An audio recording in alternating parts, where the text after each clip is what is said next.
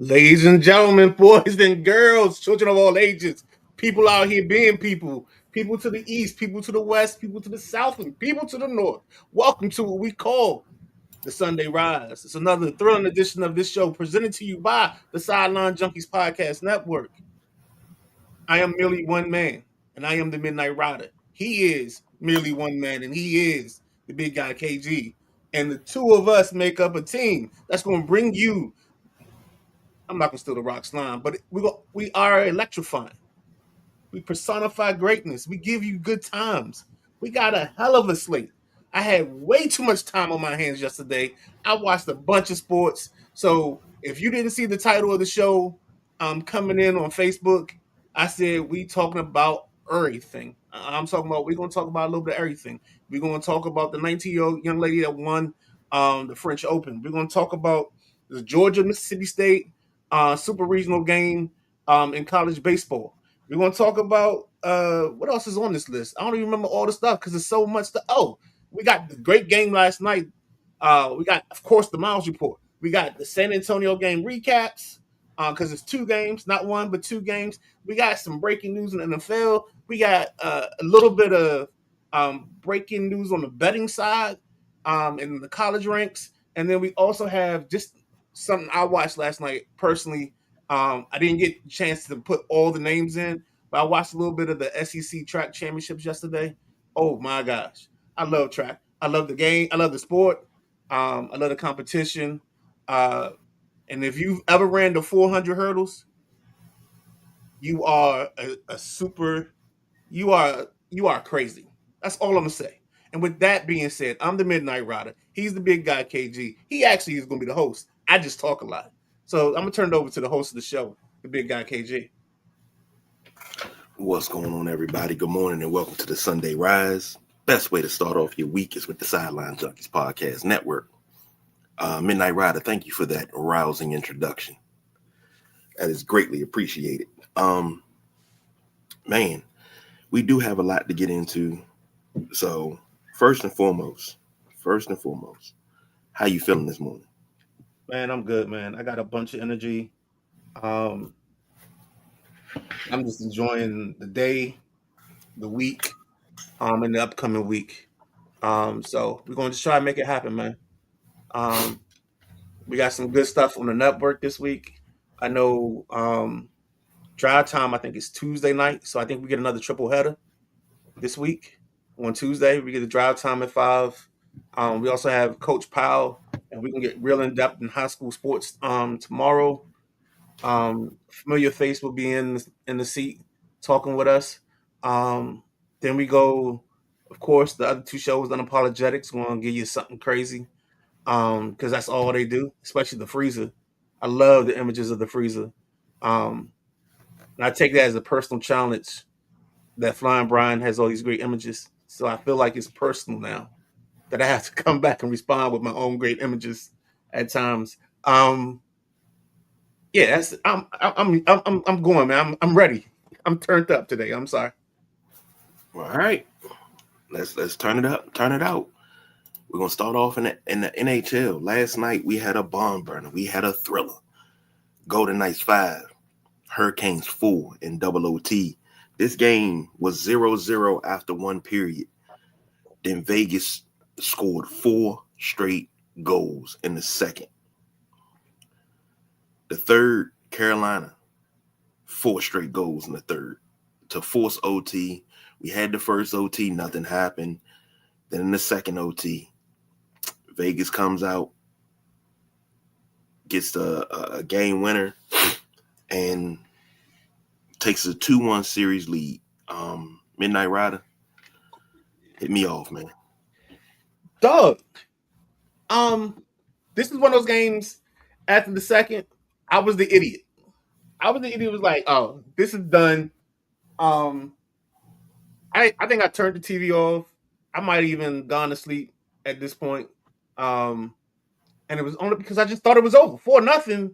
Who's coming back from 4-0? Of course, I wake up to Sports Center and see that the game went into double overtime. Actually, I didn't even wake up to Sports Center. You know what I woke up to? The WhatsApp chat. Because then I see Maddie talking about you got to pick your player, and I'm like, pick your player. You only pick players if you go to OT. And then I see it was like 5-4 in overtime. I was like, oh my gosh. I feel bad because I missed it, the second part of it, the ending. But from what I saw, I mean, they got up and down. And this series, I think we've got 5-4 as the first game, 4-3 is the second game, and then 5-4 is the third, if memory serves me correctly. And we got 2 double overtime games so far. So um, I'd be remiss to say if we weren't in the midst of a great series. I'm gonna tell you something. I sit and I watch bits and pieces, and I get scared because I see Vegas. I don't see Vegas as being a better team than Carolina, and I'm gonna put that out there. And I'm gonna make that be known. I don't see Vegas being a better team, but they've been coming out strong. Like Maddie said last night, that you can't play flat.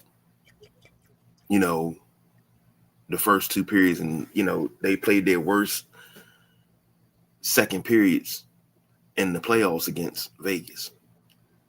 Now, Carolina has been dominant these playoffs. This is only their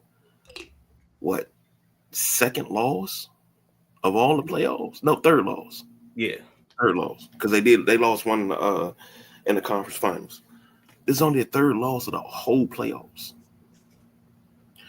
Vegas, they got to figure out something, and they got to do something to attack Vegas. Vegas is bullying them right now, and I think the series shifts to Las Vegas, if I'm not mistaken.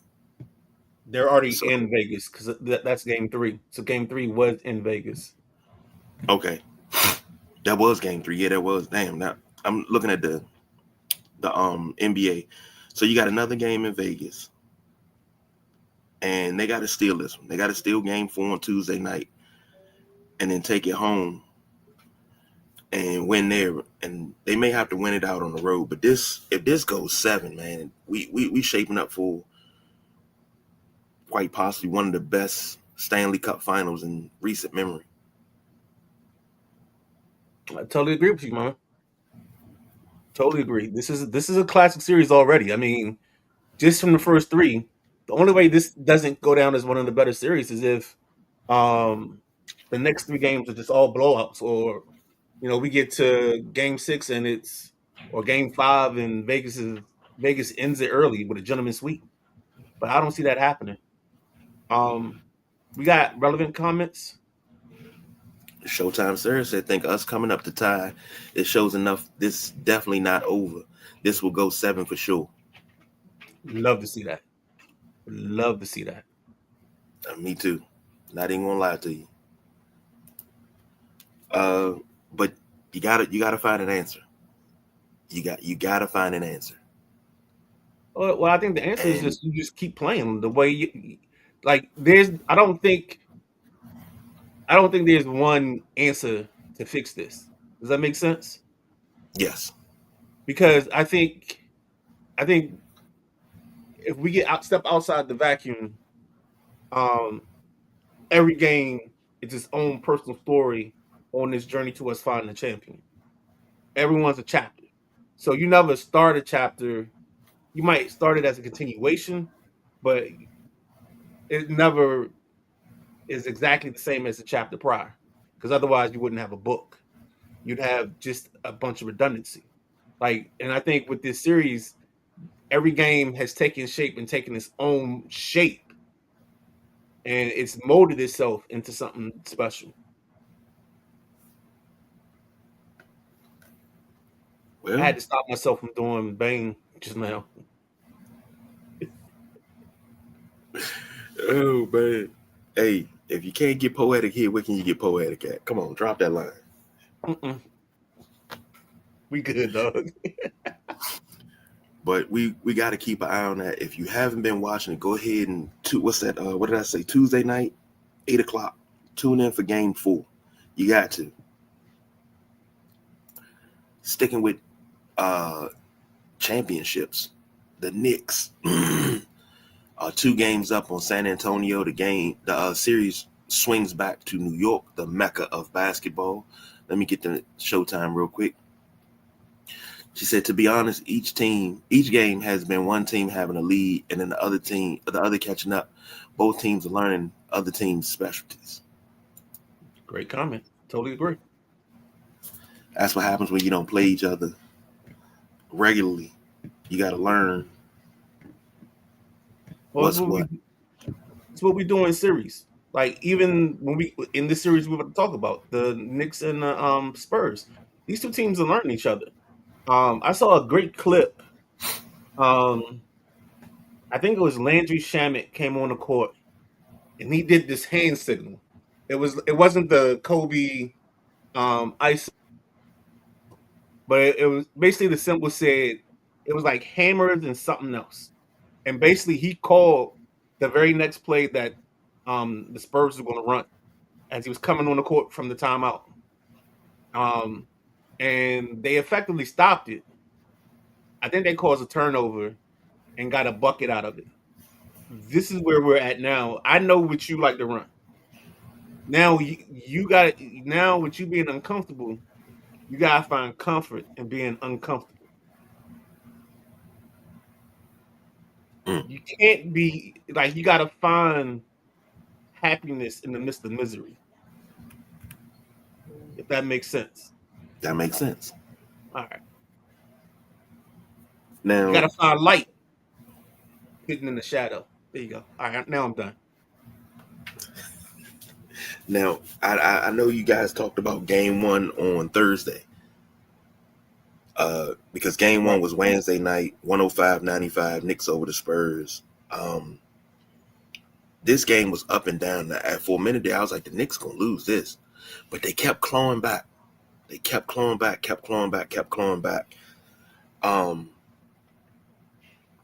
You get 30 from Brunson.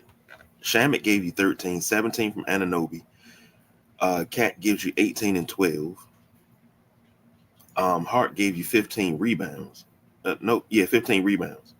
So he didn't score many points, but he did his thing on the boards. For the Spurs, Champagnie gave you 16. Wembanyama gave you 26 and 12. Champagnie also had 10 boards. Fox only gave you 7. He's actually hurt. Castle gave you 17. Harper gave you 16. What's crazy, the Knicks bullied the Spurs. The Knicks bullied the Spurs, bless you, all night. And I think that was the best part about it, when you can be the New York bully. And they played. Hold on, let's go back because I think you read Friday nights. I mean, Wednesday night stats. Yeah, I thought I was covering game 1. Oh, okay. I'm sorry. I didn't know. I know y'all covered it. I just didn't say anything about it. No, not then. We good. I'm sorry. I think they bullied them. They played straight New York ball, and they bullied them. Game 2, which was Friday night, 105-104. Everybody keeps talking about Wemby and the turnover, and I'm thinking in my mind, one turnover does not make a series. One turnover does not make a career. And you got people calling him a G League player and the Spurs are a G League team and they ain't this and they ain't that. Don't ever diminish what the Spurs have done this season. Don't ever diminish what they've done, because you see them struggling right now. The Spurs are still a championship caliber team. Don't ever do that. So let's how do you want to handle this game 2? Because I see 3 pieces in game 2, or 3 topics in game 2. First, just the overall Knicks versus Spurs. That's topic 1. Topic 2 is the play, and then I think for us, topic 3 is just like what's next.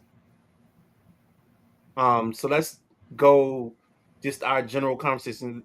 Why don't you give the numbers for game 2, and then let's talk about the game itself real All right. quick.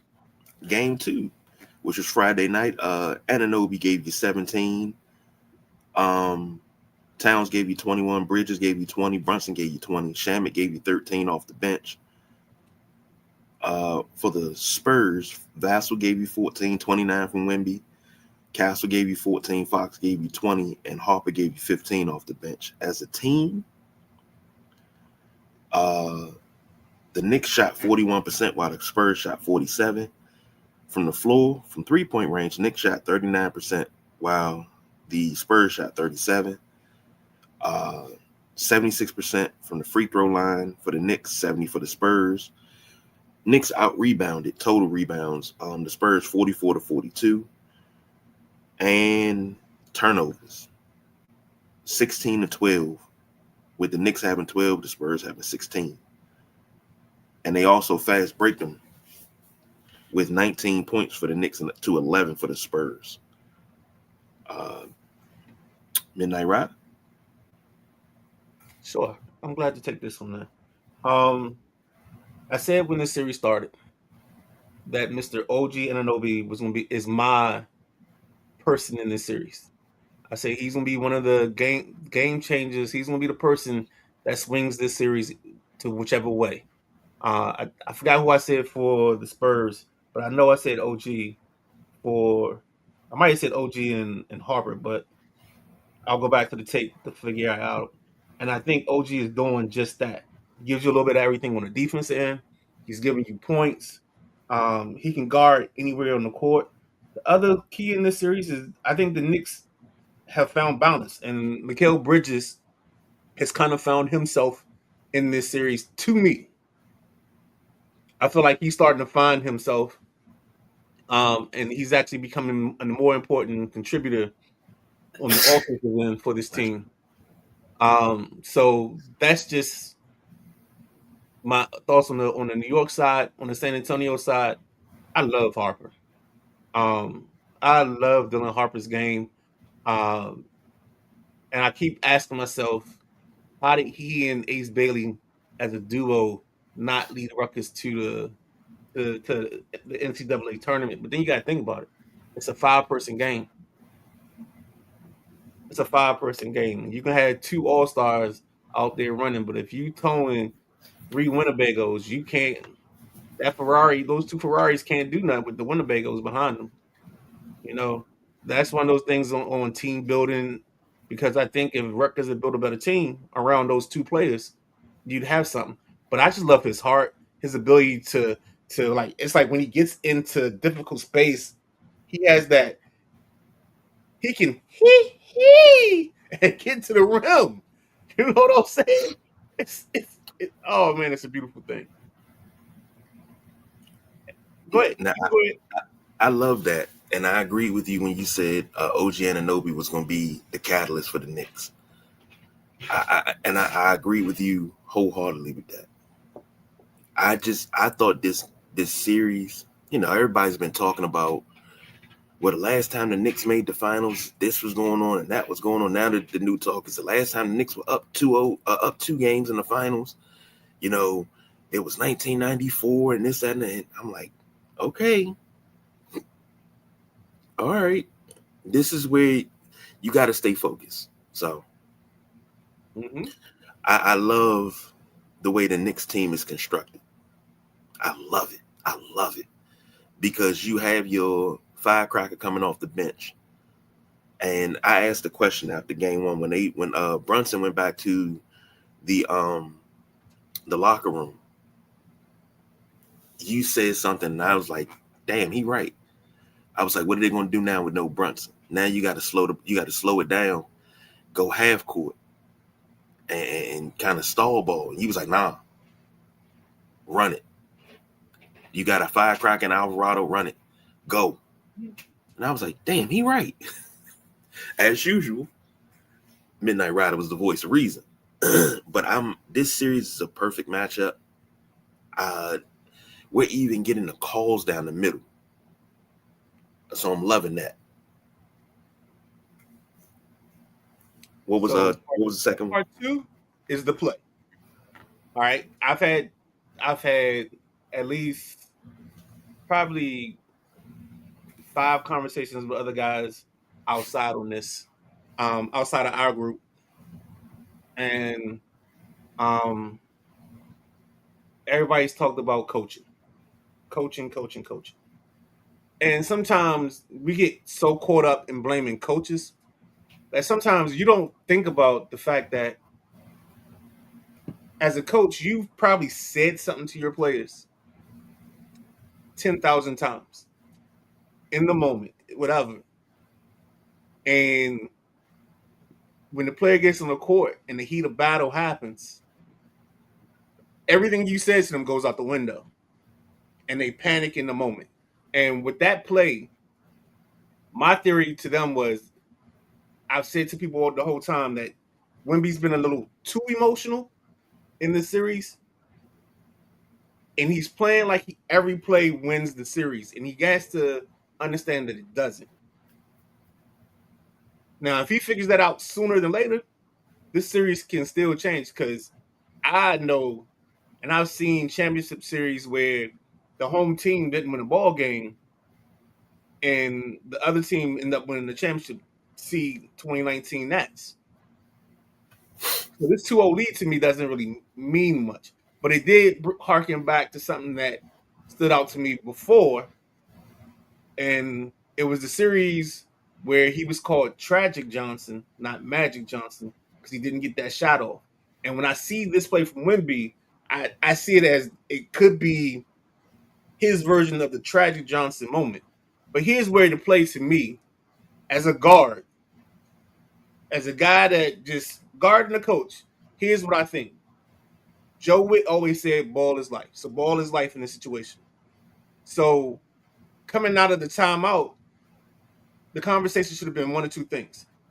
All right, we get the ball. Actually, it should be 3 conversations had. 1, we get the ball and they don't score. We get the ball, timeout.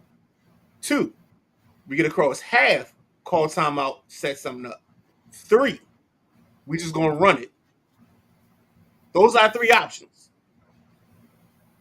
And Wemby as the guard, as the person, the facilitator, what I think he should have, what I know he should have done, and what I would have, you take the ball and you just get it across half first. Then you worry about everything else. He was worried about the run out, but you never saw eyes. You don't throw a pass if you don't see eyes, right, KG? That's right. And if you do throw it, you throw it into a space that's out in front of him, and it's going to surprise him. This is when that pass where you flick your wrist backwards. So you throw the ball and it lands 2 steps in front of him and it bounces back into him. That's the type of passes you throw in these situations. You know what I'm saying? There's art to throwing a pass. He threw that pass at him.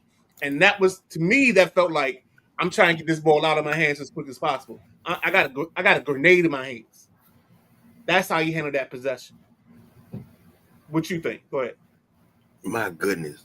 First of all, hold on. That analogy and that breakdown of how you're supposed to throw that pass, that comes from a point guard. Because most people don't think about that. Throwing a pass forward and making it spin back so it doesn't go out of bounds. It spins back into your player's hand.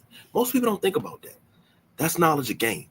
I thought I was the only person that thought like that, but I was unfamiliar with your game, sir. But I agree with you wholeheartedly. And you I think it was a panic moment. Yeah. That's what it was. It was a panic moment. And you know what? KG said something about Wemby being emotional after the Western Conference Finals. And Stephen A. Smith said something about KG that I totally agree with. And he said KG, what he said was absolutely right. We got to get him on TV. Just to hear him talk basketball is a joy. Only problem is he got to stop cussing. That way you can get him on a big network and he can get that paper. Because his breakdown of basketball and breakdown of the game is unmatched, unrivaled. Because he never sugarcoats. But I think if you put him on big network, not to change the subject, you put him on a big network, it's going to mess a lot of stuff up. No. So I think he's better where he is in the podcast land because you can have that natural raw emotion. The other thing was, I think he made the comments in time for us to have him on Thursday's show when I was with the boss man. And shout out to the boss man. I know I said this in the text, but boss man was on fire Thursday night. I told y'all he was cooking like the lady in the basement of the church with the extra back fat on her tricep, um, frying chicken on Sunday mornings or Friday frying fish on Saturday. I mean Friday evenings, man. He was cooking, and I want to thank him because he had to step in for the big guy and help us out that day. So big shout out to the boss. Um, now I lost my train of thought a little bit. Oh, KG. So KG Kevin Garnett, when he said it, it made sense to me because you got all this emotion in winning the Western Conference title. How can you physically recover? And I think this is how I thought Game One went because I watched him and I said this Thursday. I felt like he was trying to make every play was trying to win the series, not win the ball game. I'm gonna say it one more time. Every play was trying to win the series, not the ball game. And I think he put too much on his shoulders. And sometimes when you carry a heavy cross, you gotta have somebody help you carry that cross to get to the finish line. Even when Jesus carried the cross that was too heavy for him, he fell down, and somebody had to help him get up. So I think Wemby in this situation, he was carrying something so emotional that he couldn't respond in game one. Game two, on the play, we already told you. I think it was the breakdown. And actually, let's change three from what I said to coaching. Let's talk coaching as our part three of this. And here's why I want to, because I see people trying to rip Mitch Johnson for coaching, but I think, when you have a guy like De'Aaron Fox who's playing on a high ankle sprain, you got to find ways. You don't have your natural offense in a certain way. So now you got to think, okay, Dylan Harper's giving me this. So now we got to use Dylan Harper in a different way because I didn't give him 20 to 25 minutes during the regular season, maybe. I was maybe giving him 16 or 14. So now I got to make sure I manage him enough that he can make it through the series because all he's played is 30 college games. Now, if we count the AAU circuit, that's different. But at this level of intensity, his biggest thing has only been 30 games playing in college. So I got to manage him. Now, the one thing I do love is on the Mike Brown side, Mike Brown knows, all right, when Brunson's out, I bring in Alvarado because Alvarado's the perfect opposite. He's the perfect polar opposite to Brunson. Brunson's the scorer. Alvarado's going to be the guy that's going to get everybody else involved. You know what I'm saying? He's going to be the distributor. He's going to maybe hit Cat with that pass hit. He's going to get the kick out to Anunoby. He's going to get Miles Bridges the jumper that he likes. And again, when we talk about basketball, I always say this to people, and I know you know and subscribe to this theory. I say 60% of a shot being made is by the pass hitting the person in the hands correctly. If you throw a bad pass into a guy's hands, that's why I hate the grenade pass. When the shot clock is under 5 seconds and you throw that pass, I hate that. I even seen Jay Will do a thing where he was making passes, and when I say Jay Will, I'm talking about white chocolate. He was talking to a WNBA player, it was a guard.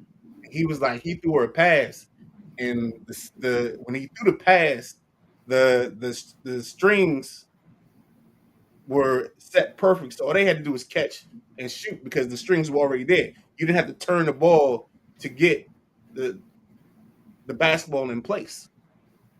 And I always tell people that's the most important thing. Then you also have to understand he had a thing, I think it was Mike Miller. All right, I'm going off on a tangent, but just stay with me. Stay with me on this tangent.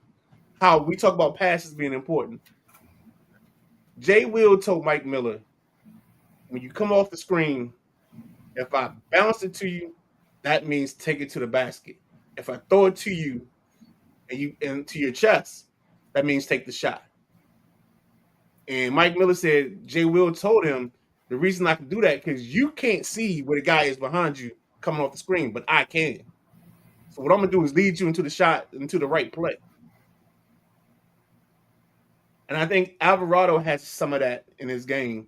And he actually takes some of the score instead of having to score, he allows everybody else to score. And that's what makes it work.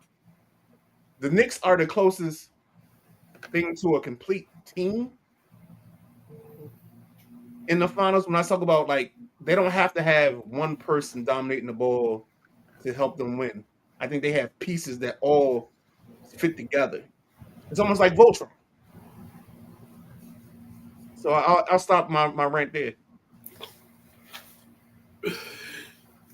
Oh man, I see. I love the reference there, and I feel the same way about the Knicks team. I feel like they are the complete team.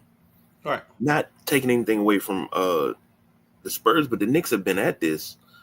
This is what The Knicks had their heartbreak. The Knicks, like we always talk about teams got to earn their stripes to get to a championship, and the Knicks earned their stripes last year.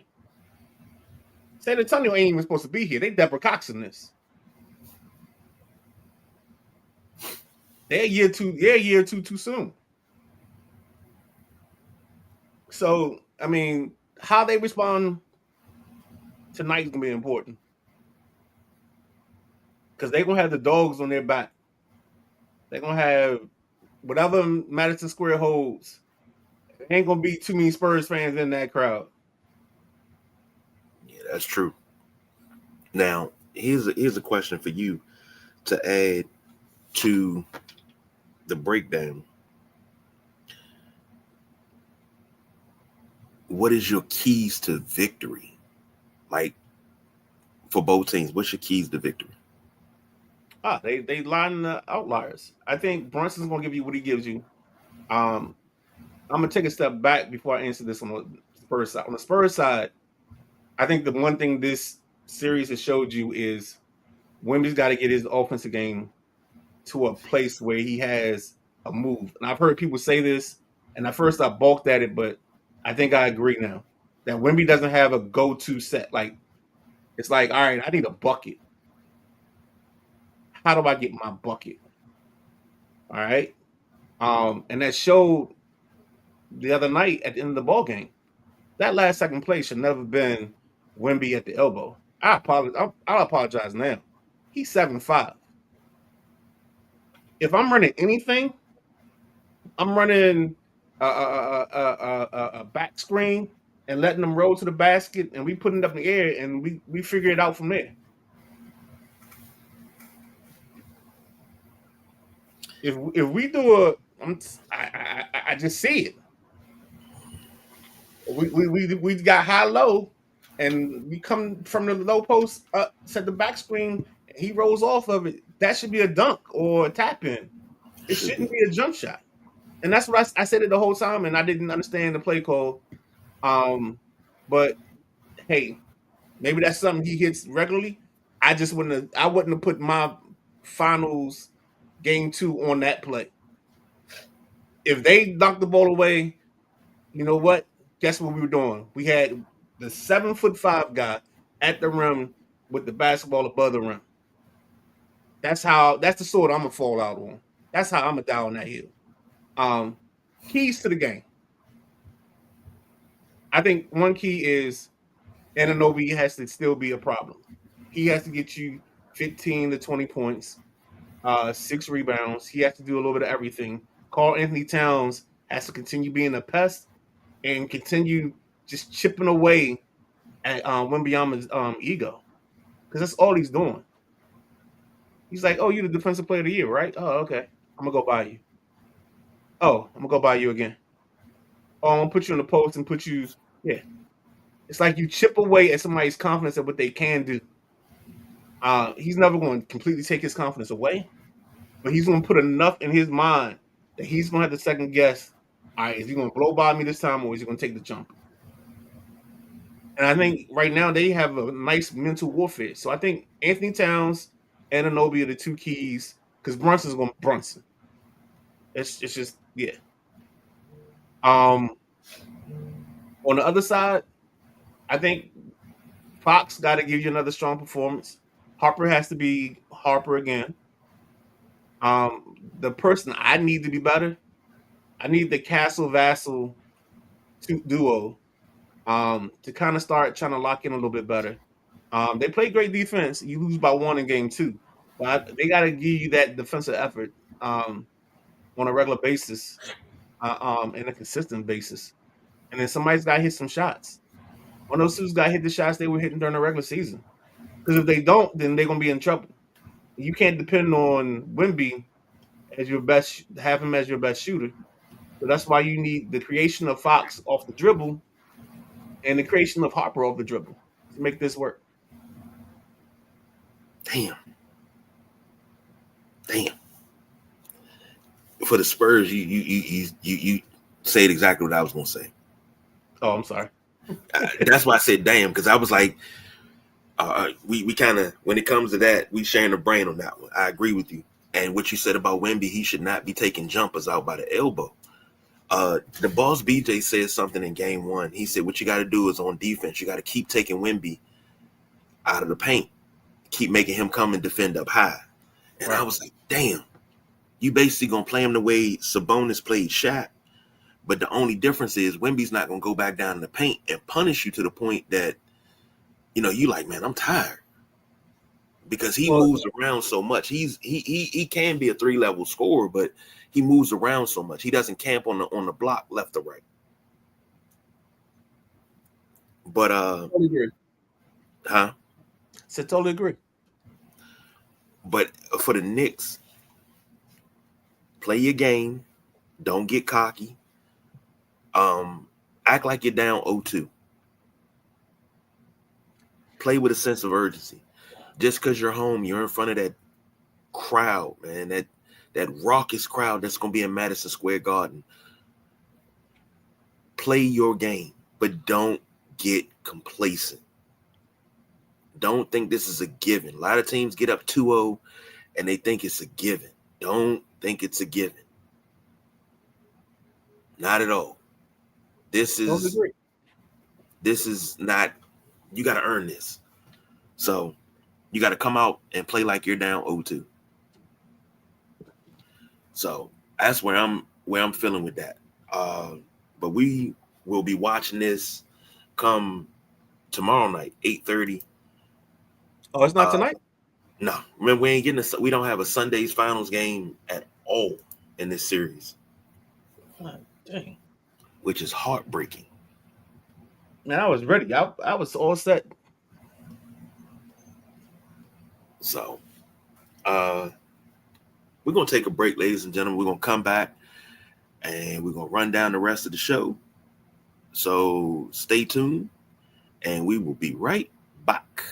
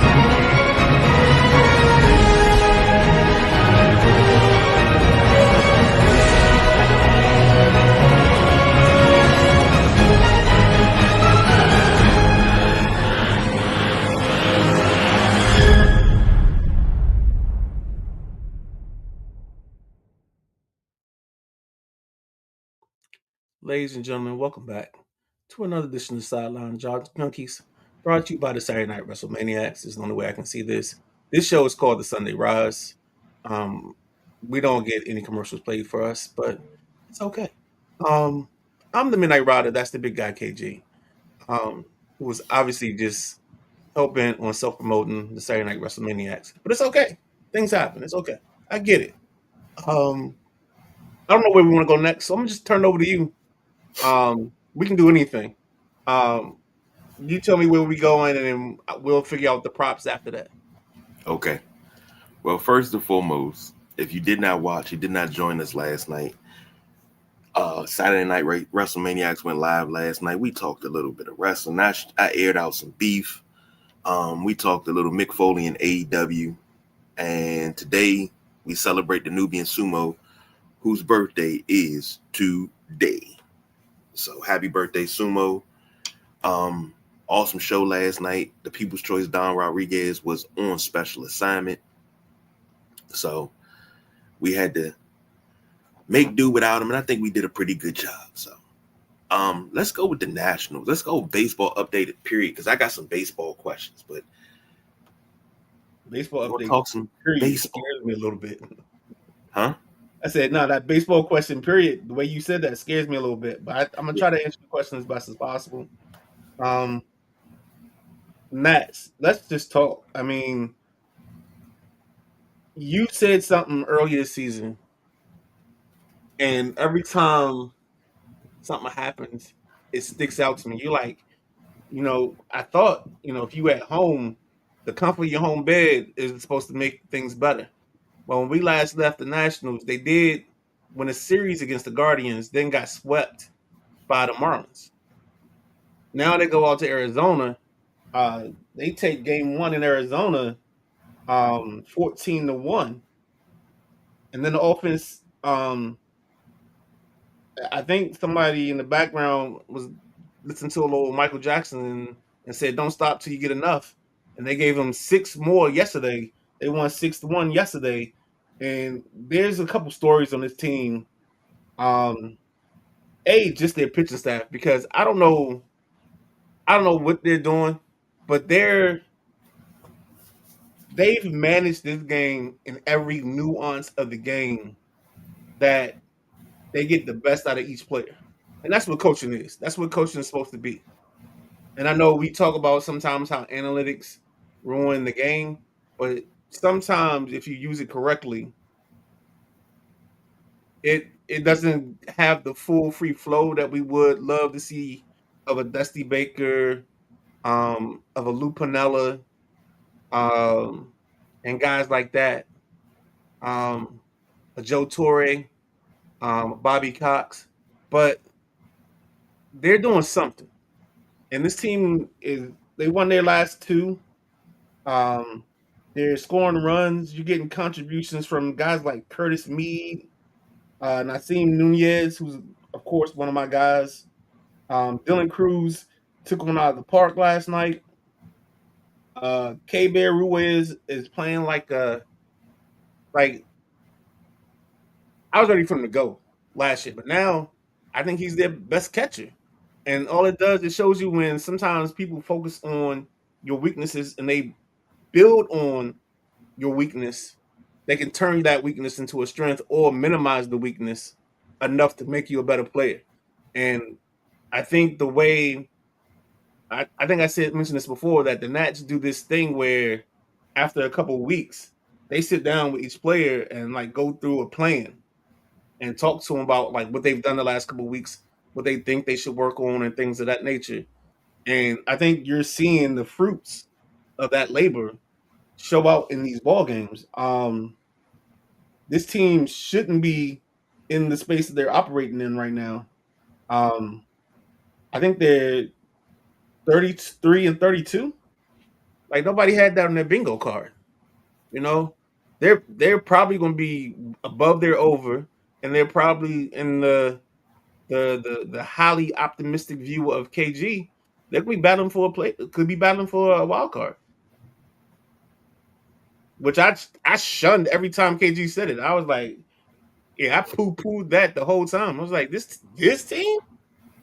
You know what I was? I was the grounds crew in Major League. When they out there pounding home plate and they talk about this team is shitty, that was me. And that's what this team reminds me of. They remind me of Major League, like a bunch of ragtag guys that nobody expected, but somehow week day in and day out they play like a team. And their 2 stars are carrying them, James Wood and CJ Abrams. and everybody else is just fitting a role. You know, you got Jacob Young hitting more home runs than he's hitting his whole career. He's got 7. Curtis Mead has like 8 or 9 home runs right now. I seen Nunez is in the top 3 in stolen bases, where this kid couldn't get on the field. And I told people, if this kid gets on the field, he's going to play Gold Glove defense. Now he may not give you much on the offense end, but they figured out enough to get him on the offense end playing better. Same thing with Jacob Young. Now they're starting to get some fruit from the Dylan Cruz thing. So this is going to be a team that's going to be around because they manage every aspect of the ball game. Now, my question about the Nats. I love the comparison with Major League. I love the comparison. You got to have that firecracker in the locker room that's like your old beat down catcher. And he says there's only one thing to do: win the whole fucking thing. That's it. Now, I'm not saying they're gonna win the World Series. I'm not saying that, but I think this team. I think if they stick together and they come together, I just need them to come together at home.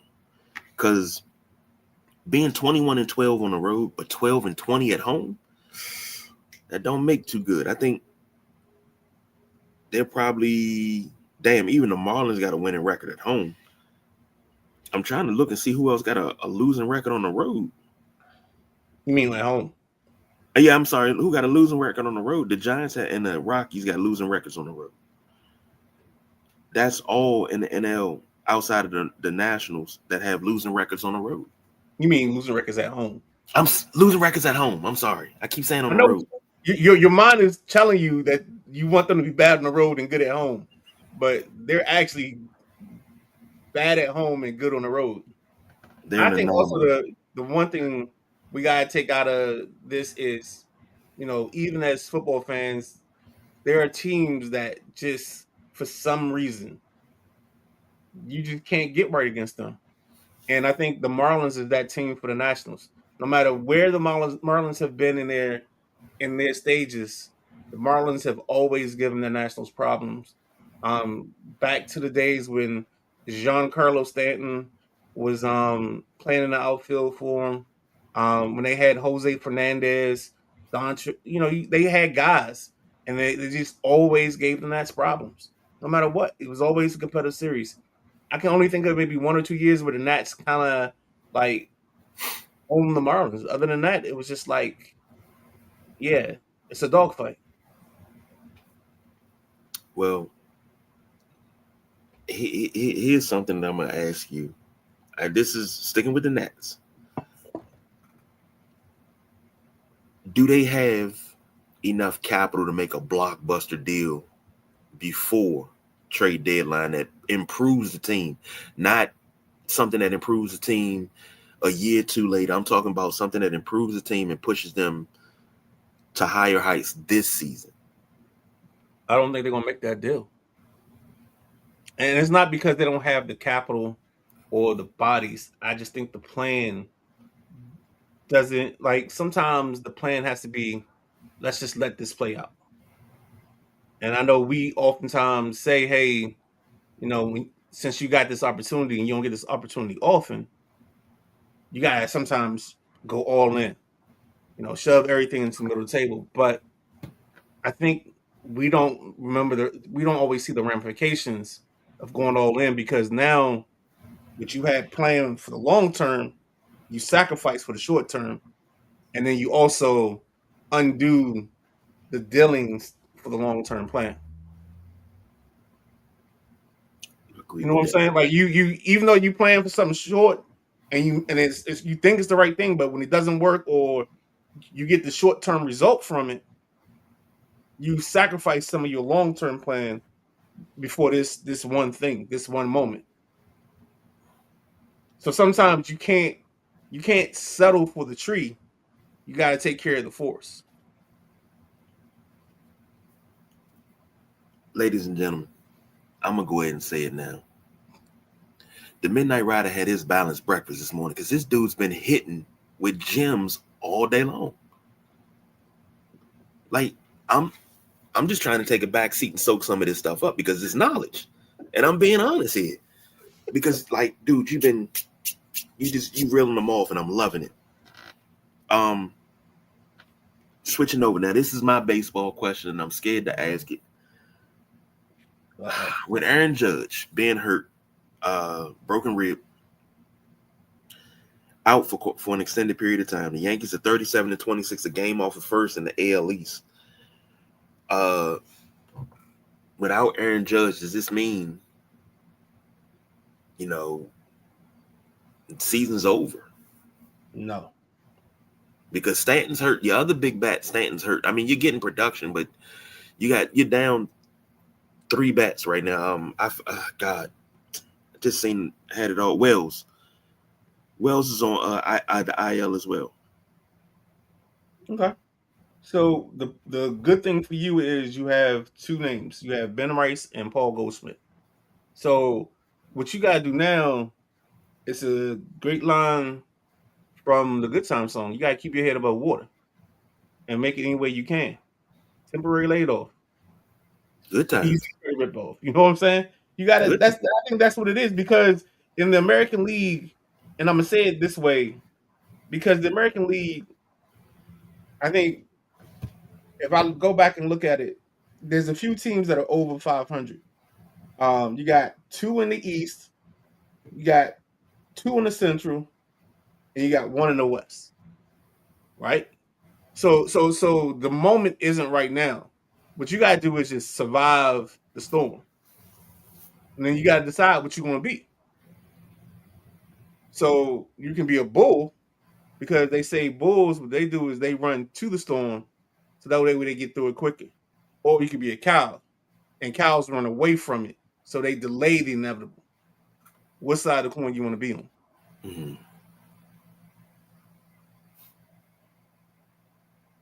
Jeez, you got to be a bull. You got to. You got to be a bull. I think if they take this on, I think they see. I mean, the thing about New York also is you just got Garrett Cole back. What's the kid? Is it Splitters? The guy with the funky name. That's a starter. Why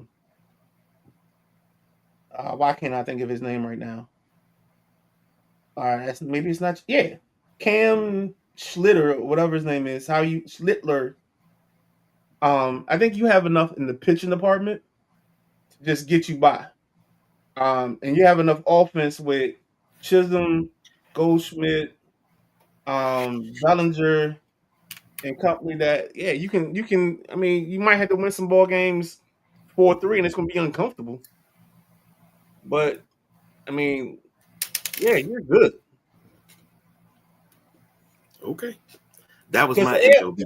I'm just saying the AL hasn't shown me a team. I mean, yeah, the Rays may run off from you. All right, so that's one. Right? Cleveland's 34, got about 34 wins. So you're ahead of them. Like, you're ahead of everybody else but the Rays. So like, no matter how you fall, the second team, even the second teams, you're 3-4 games up on the second teams in most divisions. So you're good to have kind of a spoon. You just got to manage the spoon. Does that make sense? That makes sense. All right. All right. You know something that we ain't talked about when we talk about MLB? What's that? We have not talked about the O's not once. 31 and 34, 19 and 15 at home, 12 and 19 on the road. They haven't really been in the news. Even local news, they talk about it, and the O's won, the O's lost. It's not really much to talk about. The O's are on a journey to find themselves. They don't know who, like, they made a move, I think, a little too soon in their remake, and I think that set them back. I like the Alonso addition because he's starting to hit.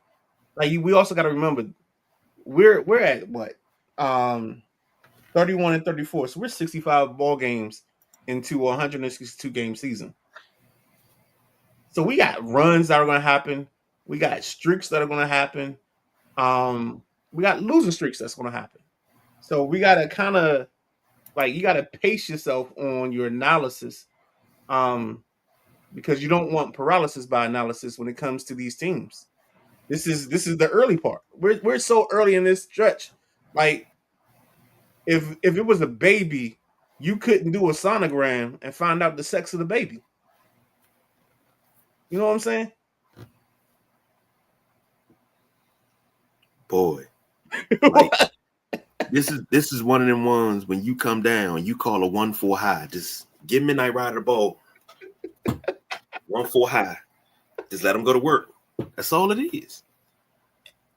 All right. Let's switch gears here. Oh, I know what we gotta do next. We gotta go the Miles report. Let me make sure I got that banner up. Come on, give it to me. Miles / WNBA report. And I know you were proud of her the other night. Because if I'm not mistaken, she scored 28. I think she had 28 and 8. Yeah. So Thursday night, after the show went off, she completed a performance of 28 points, 8 threes, broke a WNBA record. She had 4 rebounds, 7 assists. The crazy thing is, I think Napheesa Colley's on this team. Yeah, and she hasn't played all season. So for them, what's happening right now is without Collier being in the lineup, they're still getting plus performance from everybody else. I mean, everybody on the squad. You know, Williams and McBride both were in double digits, had 7 plus rebounds. Napheesa Howard, that is her, yeah, Natasha Howard. I'm sorry, I confused them. She had 12 and 10. It's just one of those situations where this team just they got a nice mix. They're leading the WNBA in terms of record. So it's I mean they're 8-2. The Valkyrie had a good game. The score was 87-84. But like you said, KG, I was a proud papa, man.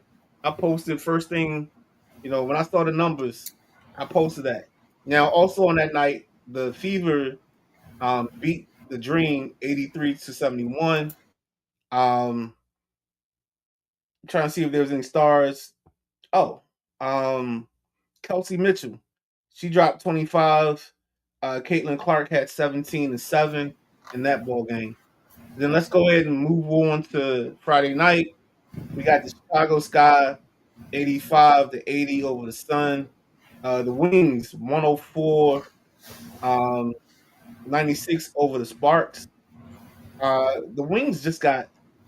I think the Wings gonna be trouble once they figure out how to play together. Because you got scores. You got Ogun Bawali. She dropped 30 that night. You got Beckers dropping 18. Fudd gave you 11 on a okay shooting night. So I mean, it's gonna be interesting. The Sparks, of course, were led by Kelsey Plum with her 27. Mercury beat the Fire. Mercury 78, Fire 72. In that situation, Luana Bonner drops 19 for the Mercury, leads all scores. On the other side, on the Portland Fire side, looks like Portland just was balanced. Nobody really stood out. Their high point person and difference maker was Sarah Ashley Barker with she had 15 and 7. But I mean, yeah. This is going to be interesting. Then last night, the Lynx win again, 88-68. Olivia Miles, 19 points, 6 rebounds, 6 assists. Again, Natasha Howard. I wonder how she's going to play when Collier comes back. She had 27 and 5. I mean, this team, again, like I keep saying, dog, this team is rolling, man. They're hitting on all cylinders. And I think the one thing that might hurt them is when Collier comes back, they have to learn how to play with Collier. So I wonder how they're going to make that transition. Other scores from last night: the Aces 84-79 over the Valkyrie. The Dream 109-77 over the Mystics. And I know you're going to love this stat line. Your girl, Angel Reese, had 18 points and 17 rebounds. Strong line. Yeah, I see the smile on your face. Mm-hmm. Um, and then the Liberty 83, the Fever 75.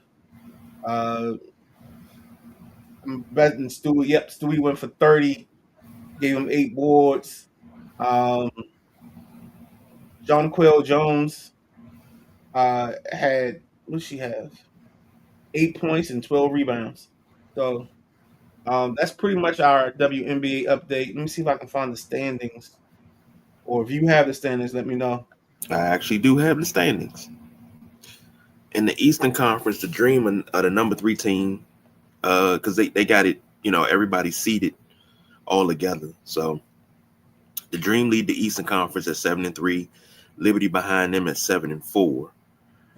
The Fever at 5-5, so is the Tempo. The Mystics 4-5, the Sky 4-6, and the Sun 2-10. In the Western Conference, the Lynx are 9-2, the Aces are 7-3, the Wings are 7-3, the Valkyries are 6-5, the Fire is 6-6, the Sparks are 4-6, the Mercury are 4-8, and the Storm is 3-9. That's interesting. The balance of that. I wonder if that's a schedule thing where the East has played the West more early on, or if it's just because the West is. I mean, it's not about much, but it looks like they're playing a little bit better basketball than the East is. Know what I mean? Yeah, I'm just looking at this thing. I'm like, it's such a disparity, but in the WNBA, you got teams that jump out early. Like Right. the Lynx are 9-2. They're the number 1 team in the league. And everybody else is about 2 games behind them. Game and a half, 2 games behind them. The hardest part about the WNBA is sustaining that level of play. Right. And it's been like that since the WNBA's inception because they got a lot of games packed in and, it's traveling, but they still got a lot of games packed in. And, watching my Houston Comets do it and watching Cynthia Cooper play every minute 2 seasons back to back, lead the league in scoring and everything. You understand. Right. So, totally understand. But I just had to throw the Houston Comets in there. We'll be back. I know you did. The only thing you didn't do is name that person. I'm not going to say that name. Oh, well, I mean, she was our firecracker. None other than the late, great Kim Peratt. I don't know. I said it that way. Always one of my favorites. Led you right into it. Yep. And I'm thankful for that. All right. I guess what do we got the official name for this next part? We call it the. Let's do this. Let's take a quick break. Mm-hmm. And let's set up. I'll set it up when we come back. Okay. So, ladies and gentlemen, stay tuned. We will be right back.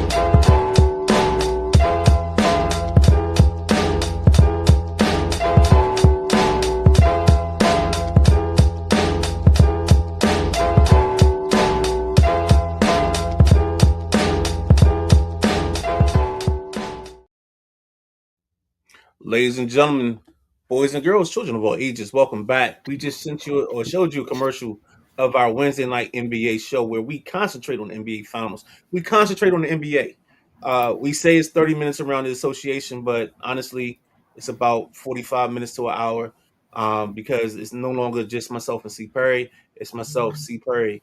From Highly Opinionated, we have the two gentlemen, Mr. JG and Josh Walker, the nephew. So with all of that going on, we just got to do a whole bunch to carry um, to try to cover in this situation.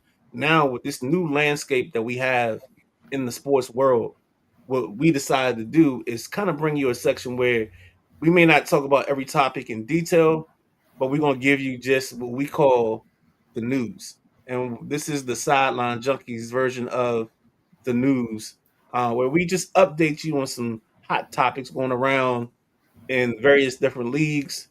We got a bunch of different sports going on. We got the college baseball World Series. We have some NFL news on the periphery. Uh, we're going to touch on a little bit of everything. But with that being said, KG, go ahead and take that away, man. I hope I did that right and that looks good. I got you. Boom. All right. So first point on our news. Um, go ahead, KG. You got it. There you go. Bears to Indiana. Hit me off. All right. So what's been happening in the legislation the last couple of weeks is the Bears have been trying to stay in Illinois, and for some reason, the government, I'm gonna say it that way, has been dragging their feet. They don't believe Chicago is going to try to leave, and unfortunately for them, they might be on the wrong side of calling somebody's bluff. They might be on the wrong side of playing chicken with somebody. So that's going to be interesting in its own right. Um, but so for right now, the board of directors for the Chicago Bears have approved um, the idea of moving to Indiana. Where they're moving to is about 35 minutes outside of Chicago. Um, no, don't think they're going to change the name to the Indiana Bears. They'll be the Chicago Bears. This is a franchise that's been the Chicago Bears forever, no matter where they play. It's just like the Giants and the Jets play in New Jersey. It's like the Commanders play in Maryland. Those names are going to stay the same because they're historical franchises. So let's not get too crazy with those ideas. But that's where we're at right now. Um, they haven't, I think, officially found a site. So they're working on sites. I know Hammond is the place. I just don't know the details of what they're going to do in Hammond, Indiana. So that's where we are on that one, KG. I saw this when they first started talking about it a few months ago, and I got sick to my stomach. And I said, how do you do something like this? Now, me as the historian, we're talking 1920. That was the inception of the Decatur Staleys. In 21, they became the Chicago Staleys. In 22, they became what you know as the Chicago Bears. They've played in Chicago since 1920. We're talking 105 years. Staley Field, Wrigley Field, Soldier Field. You don't let an institution like the Chicago Bears talk about moving 35 minutes away to Indiana. Totally agree. That you don't do that. You trying to make the world spin off its axis. I don't give a damn what the asking price is. There's something that can be worked out so this does not happen. This is good old fashioned stubbornness. No, it's I think it's partially the politicians that need. I always say this when things get tied up in politics. There's certain politicians that need to grandstand and get their names on something. Like Phil Mendel's son in DC had to grandstand on the stadium issue and then act like, oh, he made this last minute thing to make sure that the citizens of Washington D.C. were covered, and that's how Muriel Bowser's um, thing goes through. It's like, no, she had the plan in place. You just, decided to get your name on it. Because after you saw this roller coaster was going down the hill, you knew you couldn't be the object to stop it.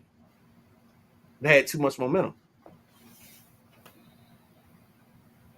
And I think these people here are playing such a game of chicken that they're going to mess this up. I agree with you 1000%. And I always say, how do you explain that to the longtime fans of Chicago Bears? You can't.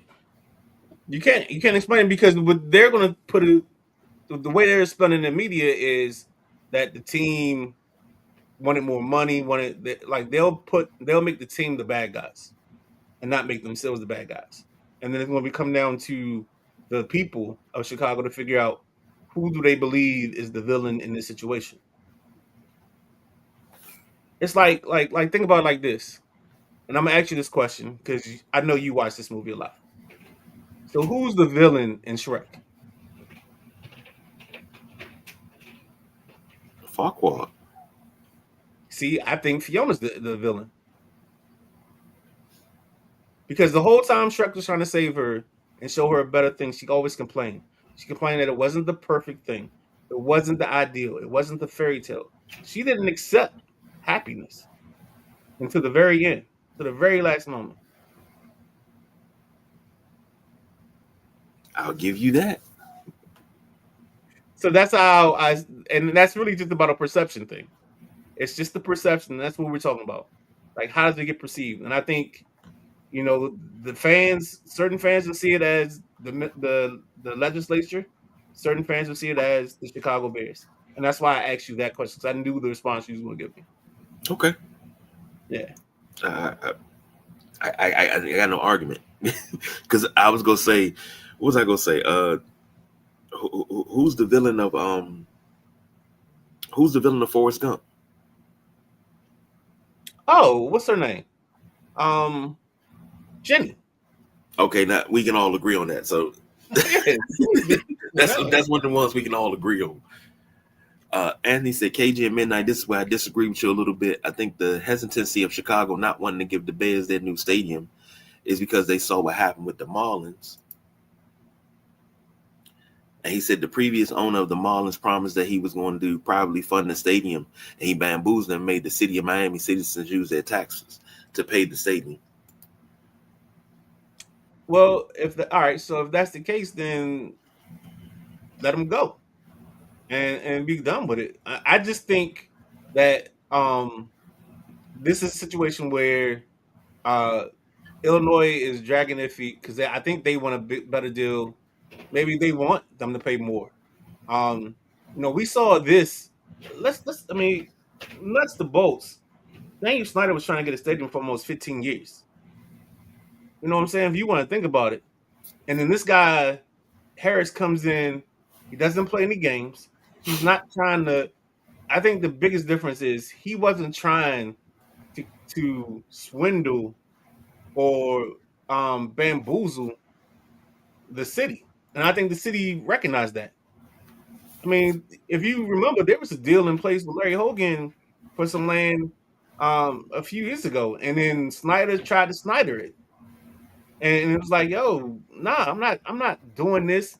Like, you're not gonna hold this deal in front of me saying, yeah, we might have a deal, but let's see what somebody else can come up. Like, don't use me as your bargaining chip. And that's what happened. And that's when the in that situation, Hogan was right to not submit and succumb to Snyder doing his random stuff to try to just get over. Like, there's a thing about doing business with people.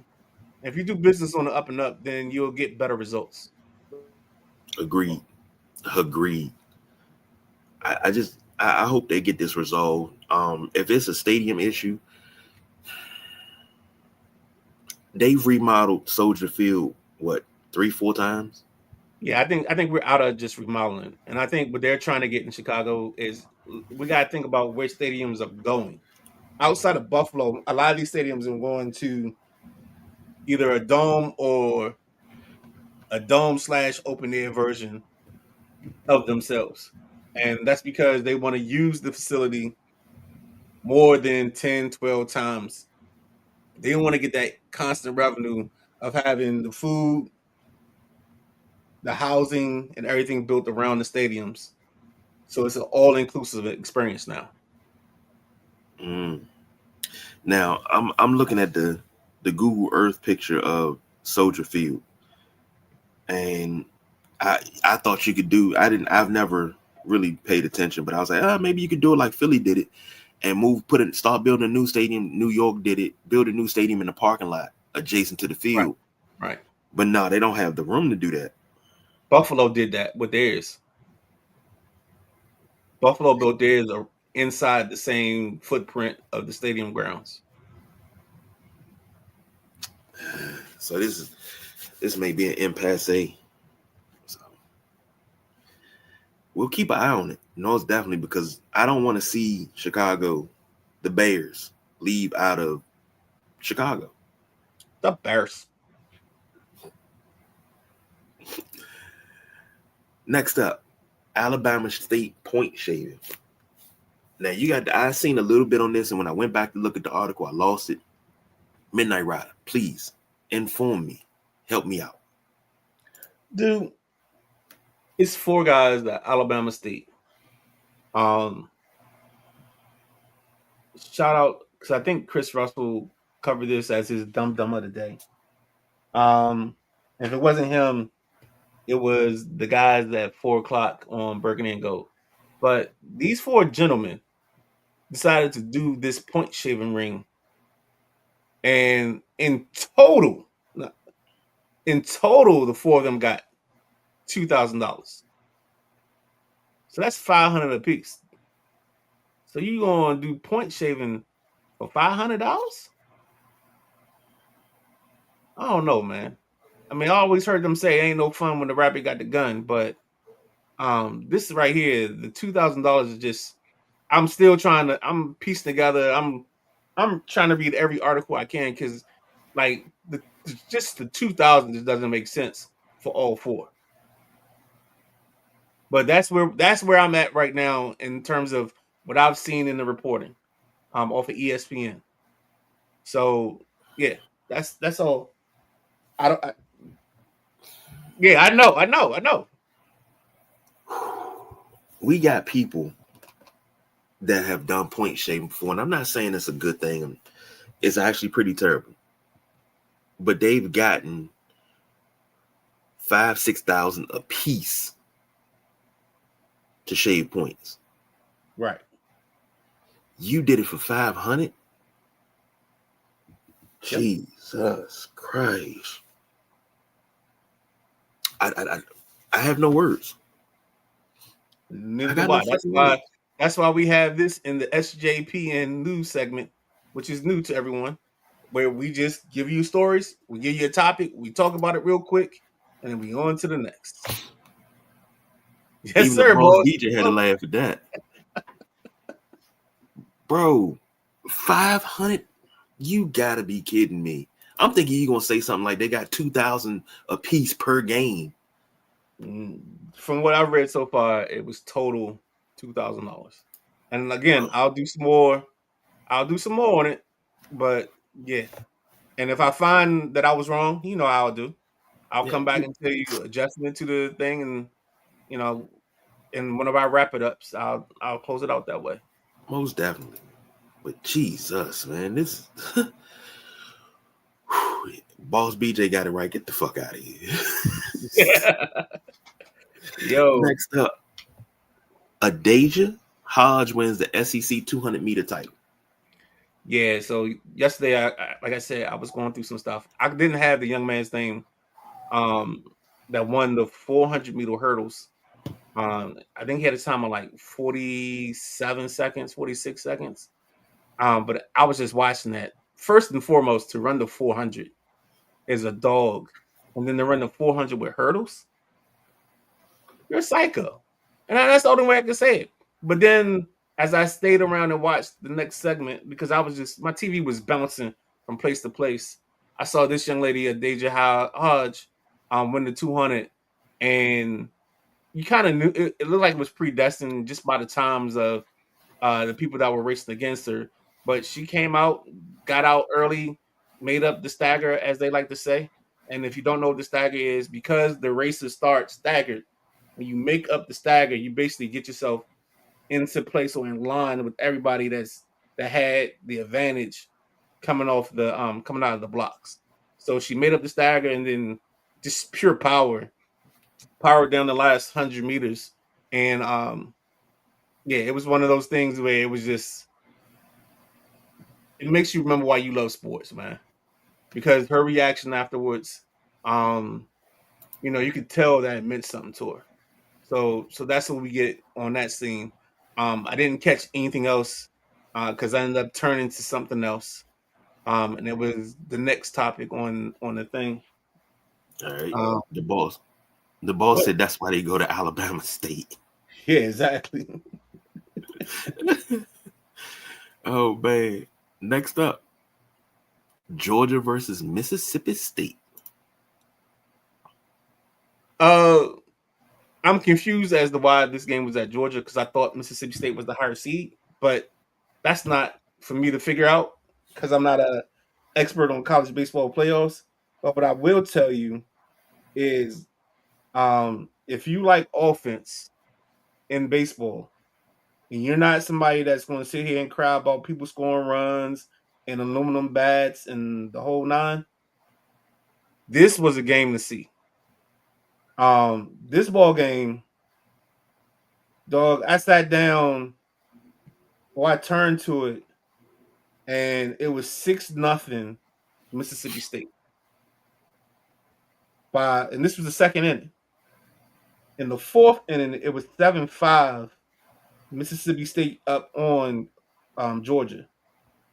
The next inning, it was 9-7 Georgia up on Mississippi State. Then it was 9-9 after the top of the sixth inning. Then it was 10-9. Then this game went back and forth the whole time.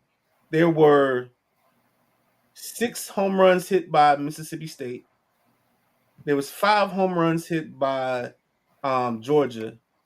I think each team, 1, 2, 3, 4. Georgia used 6 pitchers in the ball game. Mississippi State used 5. And the way the outfield is set up is the outfield is mostly tree. It's a tree line around the outfield, and in the center field there's this big wall, the batter's eye. Them 11 home runs, they were smacking the wood, the trees, the batter's eye. It was just one of those games I couldn't turn away from because every time you thought, okay, they got control, somebody else will score, and then he's like, all right. It was the ultimate roller coaster, dog. It was one of the best.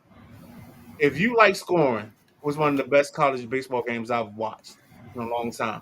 And I don't watch a lot of college baseball, so this isn't me dropping one game in the midst of the 1,000 games. This is me watching like maybe 15 or 20, and I just happened to catch this yesterday.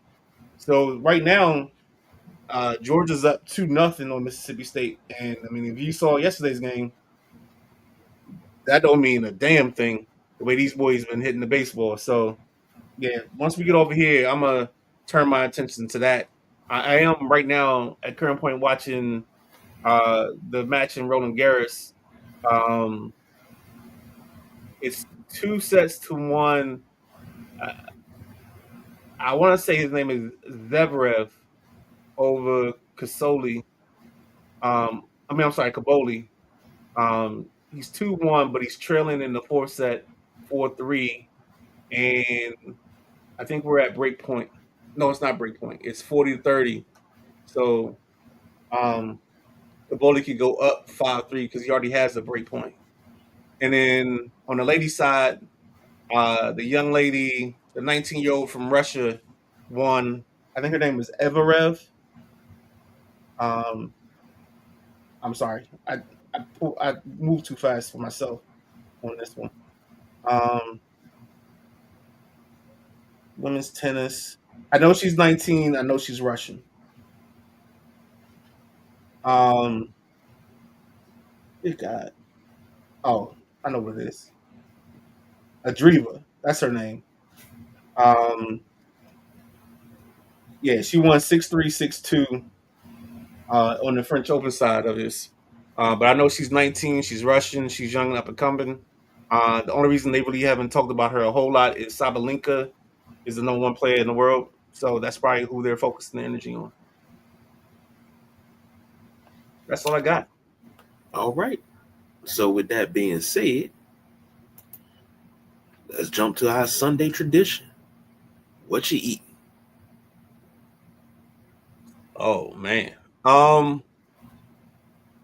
Today I am jumping into one of my favorite spots, District Taco.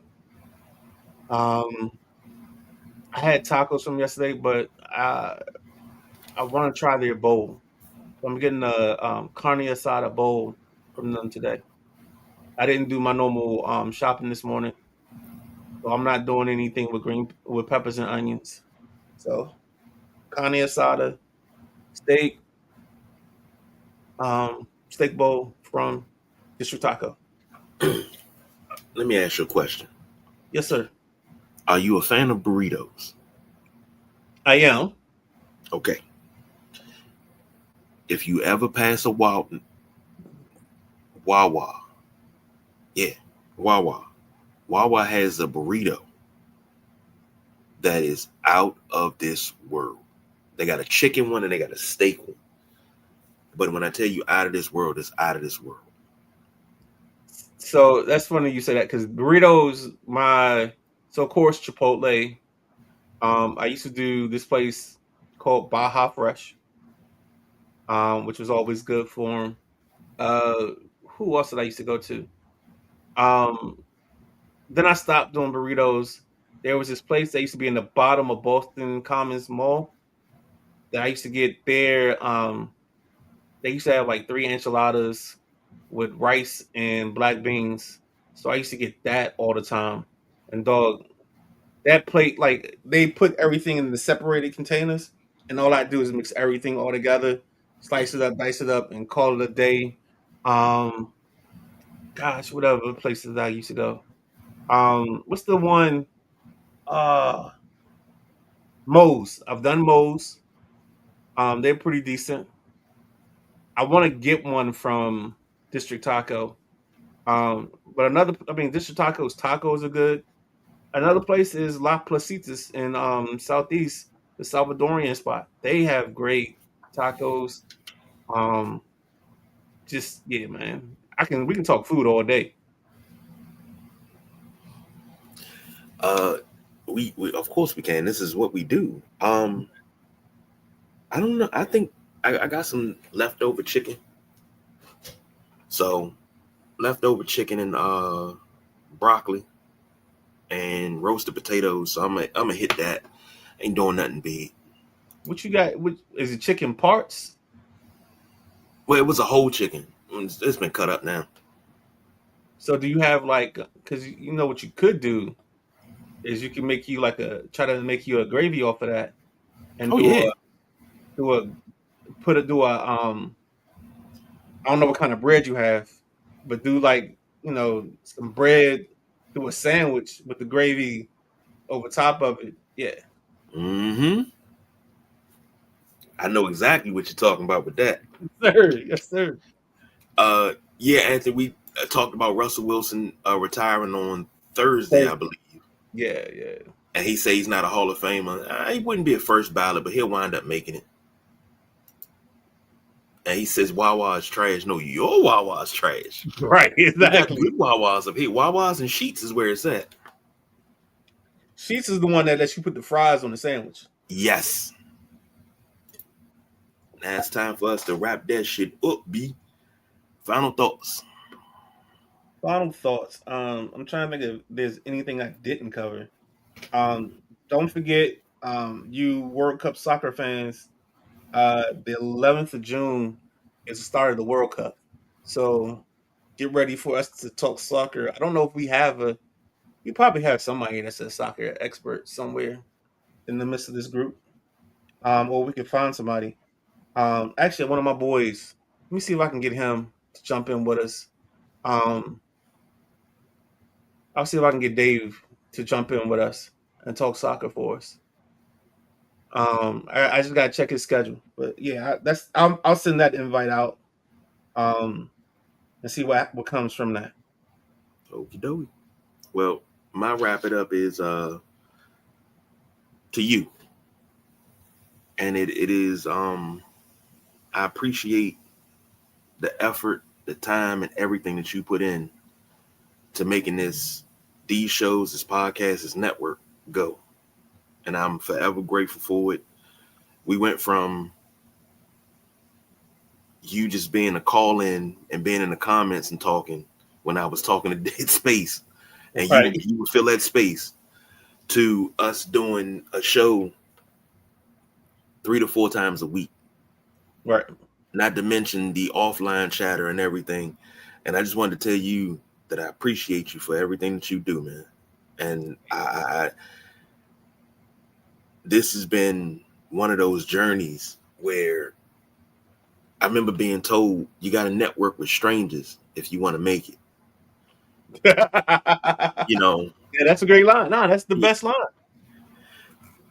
The thing is, we're no longer strangers, Wow. but we started out and we kind of felt each other out with offense and how you, oh yeah, now it's like pre-show meetings, maybe 5 minutes, if that, because we didn't already talked about it. We already on the same page. Okay, yeah, you got that. I'll follow you on that. So I just wanted to tell you in this wrap it up segment that I appreciate everything that you bring to the network, to the team, to everything. And you've been doing it consistently. What, we 5-6 years? So we somewhere about 5 or 6. Yeah. yeah, we got one of these days I go back and actually figure it out. But no, it's funny you even said that, because my conversation I think afterwards was like, yo, it's like it's easy. I think Coach Powell reached out to us, was like, hey, like I watch y'all and I watch my show, and it's like there's a difference. And I was just like, yo, Coach, you gotta understand, we're 5 years into this. Like, there's not much I'm not expecting you to say. Like, I know if we talk Hall of Fame, you're putting everybody in it, and I know that's part of the bit. But I know you're not putting everybody in, but it's the bit. And like we Right. say, bit happen. Just like, the Old Say Can You Sing? I was upset with you because you couldn't jump into the bit with me, and we scored it with Maddie. But dude, hey, Dwayne was right. That's all I can say. Dwayne was right. Right. And you allow me to be as absurd and crazy as I can be. So I don't feel like I have we don't have guardrails. So I can push whatever limit or button I feel like it. Like, think about the show. What was that? I think it was after my birthday, and like I changed my name to the y'all just give me so much room creatively. But I do have one place where it's personal with me and Flying Brian. I know he's good at graphics, but it's personal. I gotta see. He made me step my graphic game up, and that's why I love this group, man. Because it's a bunch of guys that's just trying to have some fun. So agreed. And man, here's the many more years of doing it, man, because I truly enjoy doing it. So yo, dog, this same here, man. Like, even this morning, like last night, I was putting stuff in the thing, and I'm like, KG's gonna be like, yo, what was he doing yesterday? And so I just put everything in, and I was like, we'll figure the rest out. We'll figure out the format. We'll figure out how we do it. We'll figure out how we set it up. And we came in 10:45 this morning, and this order, move this to this. All right, we good. This is like you're getting a look at the behind the scenes of what we do, and we put it together on the fly sometimes, because sometimes we got to move stuff around. It's not gonna flow if we do it this way. Move it this way so we can flow. All right, I see what you're saying. Or my favorite is just grab my coattails and let's go. That's it. That's it. So thank you all, ladies and gentlemen, for taking a behind the scenes look at the Sideline Junkies Podcast Network and what we put in, just a little bit of what we put in to bring you these shows every week. So enjoy Sunday. Enjoy. We don't have no hockey till Tuesday. Basketball tomorrow. Whatever you can find today. Enjoy. College baseball playoffs. Yep, college baseball playoffs. And you also have the UFL playoffs today at 3 and 6. Yes. So you'll have that as an option. So go Defenders. And then you still have, I mean, we're probably going at this rate. I think we're gonna go 5 sets in the men's tennis in the finals of the French Open. So you got stuff to watch. You know, once you get over here, check them with us.